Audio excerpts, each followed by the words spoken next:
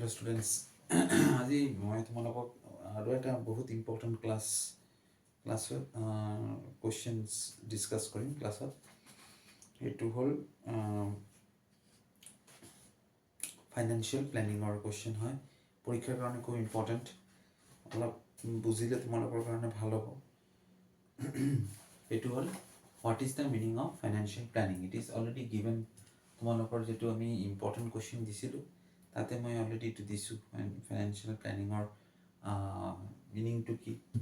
তো financial planning কি বস্তু এইটো আজি অলপ মই এনালাইচিছ কৰিম, অলপ ভালদৰে বুজিবা। ইয়াতে লিখা আছে the process of financial planning begins from the day the idea of forming a company is conceived by the promoters prior to the formation of the company and after that it rests with the top management. তার মানে আমি সবাই জানো যে finance is the life blood of any business. যিকোনো business কৰিব গ'লে আমাৰ বিজনেছটোত সবচেয়ে ইম্পৰ্টেণ্ট এলিমেণ্ট কি হয়? ফাইনেন্স। যদি তোমাৰ ওচৰত ফাইনেন্সিয়েল ছাপোৰ্ট নাথাকে বা ফাইনেন্সিয়েল এভেইলেবিলিটি নাথাকে তেনেহ'লে এইটো পচিবলে নহয় যে আমি এটা বিজনেছ ভেঞ্চাৰ আমি ছেট আপ কৰিব পাৰোঁ। So' it is always suggestable that we should have available amount of finance in our hand so that we can start our own venture. Okay, so the financial planning, it means that how we can manage the finance in a proper way so that there is no mismanagement in respect of finance. Okay, so if we manage the finance properly, then what happened, it is very easy to run our business smoothly without any shortage of finance. Since there may be, if we not plan our financial structure in a proper way, then there is a problem is that sometimes what happen, there is a possibility of wastage of finance. So in order to curtail that thing, in order to remove the possibility of wastage of finance, we always need a proper planning of the financial system, and that planning process, that way of thinking of managing finance is known as what? Financial planning. যিকোনো ফাইনেন্সৰ এছপেক্টটো হ'ল আমি পইচাটো কেনেকৈ use কৰিম, কোনটো চ'ৰ্চৰ পৰা আমি ফাইনেন্সটো কালেক্ট কৰিম, কোনখিনিত ইনভেষ্টমেণ্ট কৰিম, আৰু কোনটো প্ৰজেক্টত এইটো পইচা লগালে মোৰ ৰিটাৰ্ণ আহিবনে নাই। All this pros and cons are actually related with what? Financial planning. এইটো হ'ল ফাইনেন্সিয়েল প্লেনিঙৰ যদি কিবা ডেফিনেশ্যন আহে, so' this would be the most appropriate answer. এতিয়া নেক্সট আৰু এটা কুৱেশ্যন যিটো বহুত মই ভাবোঁ যে ভাল কুৱেশ্যন হয়, এইটো হ'ল the objectives of financial planning. অবজেক্টিভছটো কি? নাম্বাৰ ওৱান, আমাৰ কিয় ফাইনেন্সিয়েল প্লেনটো লাগে? Number one, provision of adequate fund. আমি সবে জানো যে আমাৰ যিকোনো এটা business, if we want to run a business smoothly, we need sufficient amount of fund in our hand. So in order to keep the necessary amount of money in our hand, we need a financial plan, and that's why every company in this universe, in this world, are actually set up a certain plan, certain projects, so that the finance should be made available to the company in any time. আমাৰ এনেকুৱা হ'ব নালাগে যে আমি বিজনেছটো start কৰাৰ পিছত there is a shortage of fund. This is not the good thing. We always need a proper plan, so that whenever we need the money, that finance or that sufficient amount of finance is available in our hands, so that it is very feasible for us to run our business. So adequate amount of what? Finance. This is point number one. Number two কি আছে? Minimization of cost. Minimization of cost for reduction. আমি কোনটো সোৰ্সৰ পৰা ললে আমাৰ finance আমি কোনটো basically আমি কি হয়, আমি যেতিয়া আমি এটা বিজনেছ ষ্টাৰ্ট কৰোঁ গোটেইখিনি পইচাটো আৰু আমাৰ নহয়। ইয়াতে আমি কি কৰোঁ, ডেপ্ট থাকে, ইকুইটি থাকে, তো আমাৰ সোৰ্সেস, বিভিন্ন ধৰণৰ সোৰ্সেসৰ পৰা আমি পইচাবিলাক কালেক্ট কৰোঁ ন। তো first important thing is that the financial plan থাকিলে আমাৰ এটা গাইডলাইন থাকে, there is a proper guideline, and এই গাইডলাইনৰ ভিতৰত যদি আমি কামখিনি কৰোঁ তেতিয়া হয় কি হয় যে যিটো চ'ৰ্চৰ পৰা আমি ফাইনেন্সটো ডিৰাইভ কৰোঁ তাতে যিখিনি আমাৰ এক্সপেঞ্চেছ হয় in the form of interest সেইখিনি আমাৰ কি হৈ যায় মিনিমাম হৈ যায়। আমাৰ সেইটো বুজিব লাগিব যে মই কোনটো চ'ৰ্চৰ পৰা ল'লে ক'ত ইনভেষ্টমেণ্ট কৰিলে কিমানখিনি ইনভেষ্টমেণ্ট কৰিম। চ' এইবিলাক আমি এটা ইনভেষ্টমেণ্ট কৰিছোঁ, ইনভেষ্টমেণ্ট কৰাৰ পিছত যদি আমাৰ সেইটো ইনভেষ্টমেণ্টৰ কৰাৰ পিছত যদি সেই ইনভেষ্টমেণ্টখিনি যদি আমি ৰিটাৰ্ণ নাপাওঁ সেইটোত আমি ধৰি ল'ব লাগিব ন যিটো মোৰ এক্সপেঞ্চেছ হ'ল, সেইটো আমাৰ লছে হ'ল, কষ্ট বেছি হৈ গ'ল, খৰচা বেছি হৈ গৈছে। তো সেইখিনি যদি আমাৰ এটা প্ৰপাৰ ষ্ট্ৰাকচাৰ থাকে যে আমি পইচাটো কেনেকৈ আমি ইউজ কৰিম বা আমি ক'ৰ পৰা পইচাটো মানে চ'ৰ্চেছ অফ ফাইনেন্সটো ক'ৰ পৰা ল'ম, ক'ৰ পৰা ল'লে মই কম ইণ্টাৰেষ্টত পইচাখিনি আমি পাব পাৰিম, কিমান দিনৰ পৰা আমি কিমান দিনৰ কাৰণে আমি লোনটো ল'ম। চ' all these different questions can be answered when we have a proper কি financial plan। তাৰমানে financial planটো কি কৰে আমাৰ losses in the form of কষ্টটো কমাই দিয়ে, খৰচাটো কমাই দিয়ে, যে মানে আমি বুজিব পাৰোঁ ন যে আমাৰ চ'ৰ্চেছ অফ ইনকামটো কোনখিনিৰ পৰা হ'লে ভাল হ'ব। সেইটোৰ কথা এইটো পইণ্ট নম্বৰ 2ত কৈছে। পইণ্ট নম্বৰ 3টোত কি কৰা হৈছে, number 3 is that balancing cost with risk। কিমান পইচা ক'ত লগাম, ইয়াতে কিমান ৰিস্ক আছে, পইচাটো লগালে মই ৰিটাৰ্ণ পাম নে নাই। যেতিয়া আমি এইবিলাক যিবিলাক টাফ এংগেল হয় এইবিলাক আমি বেচিকেলি আমি টাফ এংগেল হয়, এই এংগেলবিলাক যেতিয়া আমি ষ্টাডি কৰিব যাম বা যেতিয়া আমি এই এংগেলবিলাক লৈ কিনে যেতিয়া আমি ডিছকাশ্যন কৰিব যাম তেতিয়া কিন্তু আমাৰ চবতছে ইম্পৰ্টেণ্ট কথাটো কি হৈ যায় যে আমাৰ এটা প্ৰপাৰ এটা প্লেন লাগিব, আমি এটা ছিষ্টেমত কামখিনি কৰিব লাগিব। নহ'লে আমাৰ কি হ'ব, আমি ইনভেষ্টমেণ্ট যিমান কৰিম বা যিমান ৰিটাৰ্ণ পাব বিচাৰিম ইয়াতছে বেছি আমাৰ কি হৈ যাব এক্সপেঞ্চ হৈ যাব। চ' আমাৰ সেনেকুৱা হ'ব নালাগে। চ' in order to get appropriate return for an investment we need a proper কি এটা প্লেন ষ্ট্ৰাকচাৰ থাকিব লাগিব, সেইটোৰ কথা ইয়াতে কোৱা হৈছে। চ' these are 3 basic objectives of what financial planning। তো ফিনান্সিয়েল প্লেনিঙৰ ডেফিনেশ্যন আৰু ফিনান্সিয়েল প্লেনিঙৰ অবজেক্টিভছ এইটো মানে যিটো তোমালোকৰ পৰীক্ষা হ'ব এইটোৰ কাৰণে বহুত ইম্পৰ্টেণ্ট হয়। যদিও ডাইৰেক্ট কুৱেশ্যন নাহে এনেকুৱা, কিন্তু ইয়াৰ আশে পাশে এটা কুৱেশ্যন অহাৰ চান্স বহুত বেছি আছে। এতিয়া মই নেক্সট এটা কুৱেশ্যন আজি ডিছকাছ কৰিম। ইয়াৰ পিছত তোমালোকে পাৰিলে ফিনান্সিয়েল প্লেনিঙৰ ইম্পৰ্টেঞ্চটো শিকি ল'ব। মই এইটো আলোচনা নকৰোঁ, it is very simple question. এতিয়া মই যিটো আলোচনা কৰিম it is one of the most important and highlighted question for this year HS second year business studies is that what capital structure। what do you mean by capital structure? ইয়াতে লিখা হৈছে capital structure meaning to capital structure ordinarily implies the proportion of debt and equity in the total capital of a company। total capital of a company যেটো আছে গোটেই কোম্পানীটোত এটা মানে ফাইনেন্সৰ যেটো আমি ষ্ট্ৰাকচাৰটো বনাওঁ সেই ফাইনেন্সৰ ষ্ট্ৰাকচাৰটোত কিমানখিনি ডেপ্টৰ পৰা পইচা আহিব, কিমান পইচা ইকুইটিৰ পৰা আহিব, সেইটোৰ মিক্স আপ, সেইটোৰ প্ৰপৰ্শ্যন, ডেপ্ট বেছি হ'ব নে ইকুইটি বেছি হ'ব নে দুটাৰ মাজত কিমান ৰেচিঅ' মেইনটেইন কৰিম, that is known as what capital structure.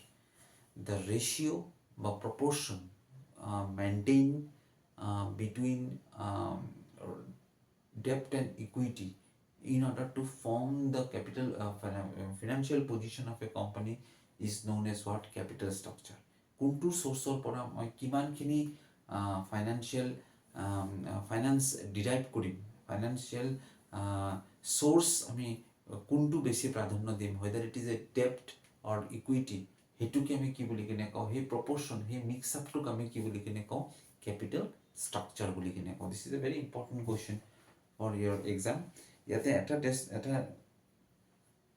Definition আছে, সেই ডেফিনেশ্যনটো ইম্পৰ্টেণ্ট হয়, যেটো তোমাৰ গাৰ্ষ্টেনবাৰ্গে দিছে। গাৰ্ষ্টেনবাৰ্গত যেটো মানে ডেফিনেশ্যন আছে এইটো মই অলপ পঢ়ি দি আছোঁ capital structure of a company refers to the composition or makeup of its capitalization and it includes all long-term sources loans reserve shares bonds যিমানখিনি থাকিব গোটেইখিনি মিলি কিনে আমি কি বুলি কিনে কওঁ capital structure thus capital structure is made up of debt and equity securities and refers to the permanent financing of a firm it composed of shareholders fund preference share capital and long-term funds তাৰমানে ইয়াতে সব থাকিব আৰু এইটো permanent হয় তাৰমানে এটা company যদি চলি থাকে without capital structure it is very difficult for any company to run a business smoothly so business চলোৱাৰ কাৰণে এটা ক্যাপিটালৰ ষ্ট্ৰাকচাৰটো থাকিবই লাগিব তাতে এটা মানে হেতু পাৰ্মানেন্ট সোৰ্স হয় এটা বিজনেছৰ কাৰণে যিকোনো বিজনেছৰ কাৰণে ক্যাপিটাল ষ্ট্ৰাকচাৰটো যেটো আছে হেতু হল কি পাৰ্মানেন্ট সোৰ্স যাৰ থ্ৰুতে বিজনেছখন কি হয় মানে চলি থাকে আৰু কাৰণ কি আমি তাৰ পৰাহে পইচাটো লৈ কিনেহে আমি কি কৰো বিজনেছটো মুভ অন কৰি থাকো সো সেই কাৰণে capital structure is one of the vital element of any company ঠিক আছে আৰু capital structure is nothing but the one mix of what equity and what ডেপ্ট ক্যাপিটাল ইয়াতে ডেপ্টৰ সংখ্যা এমাউন্ট কিমান হ'ব ক্যাপিটাল ইকুইটিৰ কিমান হ'ব সেই যে ৰেশিও বা সেই যে প্ৰপোৰ্শন সেই যে মিক্সচাৰ হেতুকে আমি কি বুলি কেনে কওঁ this one capital structure okay clear is it this is very important for your exam এতিয়া next আছে factors affecting capital structure এটো তোমালোকে পঢ়িবা বহুত important question হয় for your exam factors affecting capital structure মই capital structure টো বুজাই দিছো তাৰ factors কেটা কি আছে সেই কেটা তোমালোকে পঢ়ি লবা বহুত important হয় ইয়াৰ পিছত তোমালোকে যেটো নেক্সট কোশ্চেন শিকিবা এটো হল কি meaning of fixed capital meaning of fixed capital meaning of fixed ক্যাপিটালৰ মই জাস্ট ডেফিনেশন এটা পঢ়ি দি আছো it means the capital which is meant for meeting the permanent or the long term needs of the business in other words fixed capital is required for acquisition of those assets that are to be used over a long period of time or কাৰণে যেটো মানে পইচা লাগে সেইখিনি আমি কি বুলি কিনে কওঁ ফিক্সড ক্যাপিটাল তো এইটো এটা বহুত ইম্পৰ্টেন্ট কোশ্চেন হয় যেটো তোমালোকে পঢ়িবা এইটো important question to part of your সিলেবাসত আছে আৰু এইটো মানে পঢ়িব লাগিব ফিক্সড ক্যাপিটালটো এতিয়া মই যেটো কোশ্চেন তোমালোকক আলোচনা কৰিম this is one of the most important question for your final exam that is known as what meaning of working capital অলপ ডেফিনেশনটো পঢ়ি দি আছো the term working capital refers to the capital required for day-to-day operation of a business enterprise it is represented by excess of current asset over current liabilities it is necessary for any organization to run successfully its affair to provide the adequate working capital day to day যেতিয়া বিজনেছটো চলি থাকে day to day আমাৰ একটা expense হৈ থাকে day to day every day expenses যেটো company bear কৰিব লাগে হেতুক মিট আপ কৰাৰ কাৰণে আমাৰ এটা মানে ক্যাপিটালৰ এটা আমি এটা সোৰ্স এস্টাবলিশ কৰো that is known as what working capital আৰু সেই working capitalৰ এটা ফৰ্মুলা আছে that is CA minus কি হয় CL মানে CA must be greater than what CL it will be better suggestible that CA current asset it must be greater than what current liabilities okay current asset মানে কি those assets which can be sale or which can be মানে তুমি বিক্ৰী কৰিব পাৰা it is a within a 1 year এটো তুমি release পইচাটো তুমি ৰিলিজ কৰি লব পাৰা আৰু যেটো কাৰেন্ট লায়াবিলিটিস আছে হেতু হেনেকুৱাই হয় যেটো মানে মানে উইদিন 1 ইয়াৰৰ ভিতৰতে তোমাৰ দিব লাগিব পইচাটো বহুত কম টাইমৰ ভিতৰত তোমাৰ পৰিশোধ কৰিব লাগিব হেনেকুৱা টাইপৰ বিলাকক আমি কি বুলি কিনা কওঁ current liabilities so current asset আৰু কাৰেন্ট লায়াবিলিটিসৰ মাজত যেটো ডিফাৰেন্স হয় হেতুকে আমি কি বুলি কিনা কওঁ working capital CA minus CL বহুত important question for your exam next আৰু এটা কোশ্চেন মই অলৰেডি ইম্পৰ্টেন্সৰ ভিতৰত দিছো মনকৰ এটো হল কি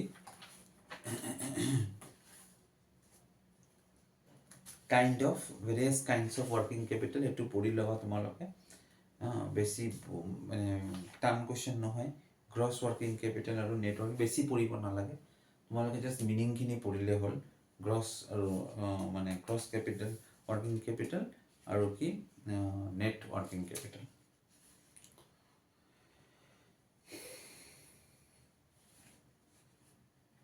গ্ৰছ ৱৰ্কিং কেপিটেলটো মই পঢ়ি দি আছোঁ. It refers to the firm's investment in current asset. Current এছেটৰ ওপৰত যেতিয়া কোম্পানীয়ে যেতিয়া ইনভেষ্টমেণ্ট কৰিব, that is known as what?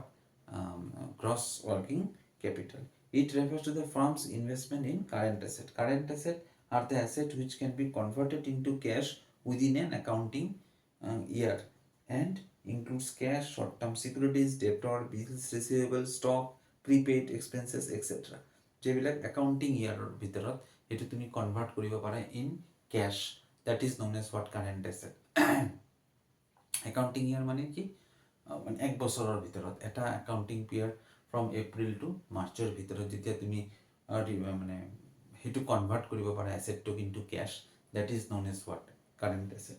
কেইটামান এক্সাম্পল ইয়াতে দিছে, cash, short term securities, debtors, bills receivable, these are. So investment in current asset is known as what? Gross working capital. এতিয়া net working capital to কি? Net working capital ই মাত্ৰ মই পঢ়ি দিছোঁ যেটো হেতুৱে the difference between current asset and কি current liabilities. The net working capital is the difference between current asset and কি current liabilities. The concept enables a firm to determine how much amount is left for operational requirement. Okay, so যেতিয়া তুমি current এছেটৰ পৰা current লাইবিলিটিজটো তুমি minus কৰি দিবা, যিখিনি তোমাৰ হাতত থাকিব, that will be your what money, or that will be your capital which is available in the hand of the firm for meeting their day to day expenses. এইটো হ'ল নেট ৱৰ্কিং কেপিটেল. এইটো ঘৰত পঢ়িব লাগিব. আৰু এটা question আছে working কেপিটেলৰ, বহুত ইম্পৰ্টেণ্ট. সেইটো হ'ল কি, working capital may further be classified on the basis of, মানে আৰু দুটা তিনিটা ভাগত ভাগ কৰিব পাৰোঁ. তেনেকুৱা ধৰি লোৱা fixed working capital, fluctuating working capital. এইটো তোমালোকৰ ইমান নাহে, তথাপিও অলপ পঢ়ি ল'বা এইখিনি. কিন্তু মেইনলি হ'ল গ্ৰছ আৰু কি নেট. তাৰপিছত যিটো আছে সেইটো হ'ল কি বহুত ইম্পৰ্টেণ্ট কুৱেশ্যন. মই এইটো ডিছকাছ নকৰোঁ কাৰণ কি কুৱেশ্যনটো ইমান টান নহয়, পাৰিবা তোমালোকে. Determinants of working capital. এটা ৱৰ্কিং কেপিটেল ষ্ট্ৰাকচাৰটো ডিটাৰমাইন কৰাৰ কাৰণে কি কি ফেক্টৰ্ছ আমাৰ কনচিডাৰ কৰিব লাগে. So' that is known as what size of the working কেপিটেলটো ডিটাৰমাইন কৰাৰ কাৰণে আমাৰ যিকেইটা ফেক্টৰ্ছ আমি কনচিডাৰ কৰোঁ, that is known as what determinants of working capital. এইটো এটা সাংঘাতিক ইম্পৰ্টেণ্ট কুৱেশ্যন. এইটো তোমালোকে পঢ়িব লাগিব. এইকেইটা কুৱেশ্যনছ তোমালোকে পঢ়া. মোটামুটি ফিনান্সিয়েল প্লেনিঙৰ এইকেইটা বহুত হাইলাইটেড কুৱেশ্যন হয়. আজি আমি কি ডিছকাছ কৰিলোঁ, ফিনান্সিয়েল প্লেনিং কাক কয়, অবজেক্টিভছ অফ ফিনান্সিয়েল প্লেনিং, বহুত ইম্পৰ্টেণ্ট কুৱেশ্যন হয়. তাৰপিছত তোমালোকে পঢ়িবা ফিক্সড কেপিটেল কাক কয়, ইম্পৰ্টেণ্ট কুৱেশ্যন হয়. তাৰপিছত তোমালোকে কি পঢ়িবা, কেপিটেল ষ্ট্ৰাকচাৰ কাক কয়, বহুত ইম্পৰ্টেণ্ট. কেপিটেল ষ্ট্ৰাকচাৰ মানে ফেক্টৰ্ছ কেইটা কি কি যিটো কেপিটেল ষ্ট্ৰাকচাৰক ইনফ্লুৱেঞ্চ কৰে. তাৰ পিছত আছে কি ৱৰ্কিং কেপিটেল পঢ়িব লাগিব, ৱৰ্কিং কেপিটেলৰ টাইপছ কেইটা পঢ়িব লাগিব, আৰু লাষ্টত ৱৰ্কিং কেপিটেলৰ কি ডিটাৰমিনেণ্টছ কেইটা. তো মোটামুটি 8টা কুৱেশ্যন আজি মই অলপকৈ তোমালোকক হাইলাইট কৰিছোঁ. এইকেইটা কুৱেশ্যনছ তোমালোকে পঢ়িব লাগিব ফিনান্সিয়েল প্লেনিঙৰ. যদি তুমি ফিনান্সিয়েল প্লেনিঙৰ চেপ্টাৰটোত অলপ গ্ৰীপ আনিব বিচাৰিছা, then these are the most important questions. Apart from these questions তোমালোকে ইয়াৰৰ কুৱেশ্যনবিলাক ফ'ল' কৰিবা ফ্ৰম লাষ্ট 5 years. যিকেইটা কুৱেশ্যনছ ফিনান্সিয়েল প্লেনিঙৰ আছে সেইকেইটাতো পঢ়িবই লাগিব. তাৰ উপৰিও যদি কিবা পঢ়িব লাগে, then these are the 8 questions you must need to follow'. সেইটো যদি তুমি কমপ্লিট কৰিব পাৰা, I think financial planning will be your under control. So' আজি ভিডিঅ'টো মই এইখিনিতে শেষ কৰিলোঁ. I hope this video' will help you a lot. আৰু নেক্সট যিটো ভিডিঅ' আহিব তাতে আমি আৰু এনেকুৱা টাইপৰ কুৱেশ্যন ষ্টাডি কৰিম. আৰু তোমালোকৰ পৰীক্ষাটোৰ কাৰণে আৰু বেছি দিন নাই. ইউ হেভ মানে just minimum days in your hand. So' I think it is a right time for all of you to give full effort so that you can prepare yourself well enough and prepared to face the challenge which is going to be one of the most biggest if you ask me honestly, then I'm going to say that higher secondary যেটো second year exam হয় এটা খুব important হয় for কেৰিয়াৰৰ কাৰণে. চ' তোমালোকে ভালদৰে পঢ়িবা, পঢ়ি কিনে যাতে ভালদৰে প্ৰিপাৰেশ্যন ল'বা. আৰু মই ভিডিঅ' ট্ৰাই কৰিম দিয়াৰ কাৰণে. নেক্সট ভিডিঅ'টো যিটো আহিব তাতেও আমি কেনেকুৱা ইম্পৰ্টেণ্ট কুৱেশ্যন আলোচনা কৰিম. যদি ভাল লাগিছে তেনেহ'লে ভিডিঅ'খিনি গোটেইখিনি চাবা, আৰু এই ভিডিঅ'খিনিৰ পৰা যিখিনি ইম্পৰ্টেণ্ট বস্তু আছে সেইখিনি নিজৰ টেক্সট বুকত লিখি ল'বা, আৰু পৰীক্ষাৰ টাইমত ইয়াৰ পৰা পঢ়িলে ডেফিনেটলি তোমালোকক অলপ হ'লেও হেল্প হ'ব thank you so' much and ঘৰত পঢ়িব লাগিব ভাল ৰিজাল্ট কৰিব লাগিব থেংক ইউ